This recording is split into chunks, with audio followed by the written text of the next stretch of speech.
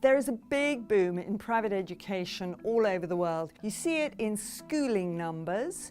So the numbers of people going to private primary has gone up from 10 to 17% over the last 15 years. Secondary's gone up from 9 to 27%. And then if you look in particular countries, you find, for instance, in China, there's a big increase in people going to elite private schools, but also huge business in terms of people getting online tuition. Parents are finding ways to spend money on the great competition to improve their children's brains.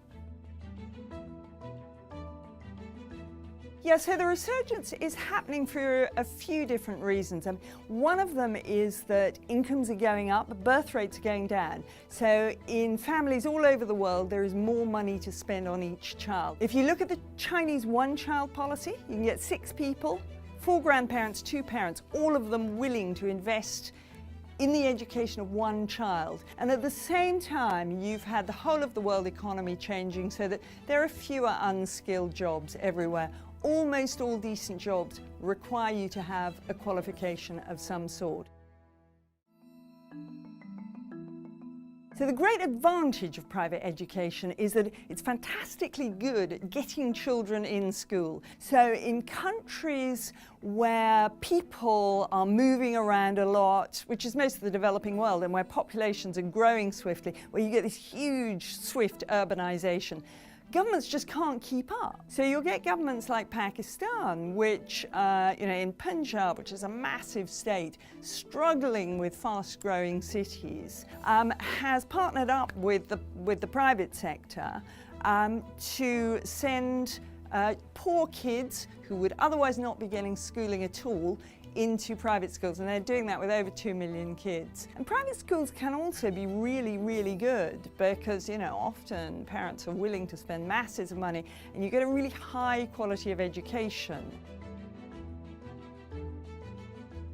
It is a dilemma for society. Governments need to concern themselves about equality and about social mobility, things that the private sector discourages rather than encourages.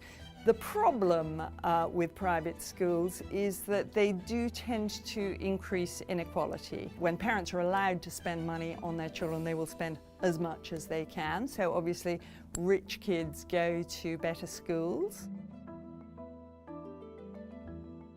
You see China, which is increasingly putting controls on the expansion in the schools business. It's clearly pretty uncomfortable about it. Rather than trying to shut it down, governments need to be trying to work with it. Now, there is a cost. If you allow the private sector to operate, you are going to get a higher level of inequality.